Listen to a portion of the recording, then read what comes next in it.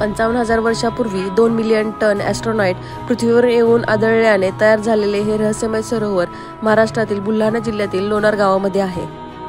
हे सरोवर एवढे प्राचीन आहे की याचा उल्लेख स्कंद पुराण व पद्म पुराणमध्ये देखील केलेला आहे।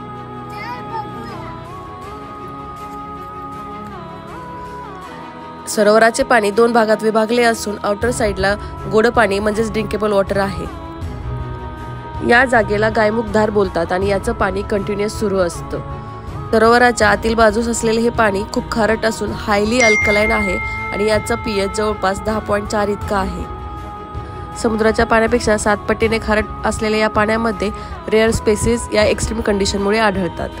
ही जागा इतकी रहस्यमय आहे की येथे कातळ शिल्प देखील पाहायला मिळतात।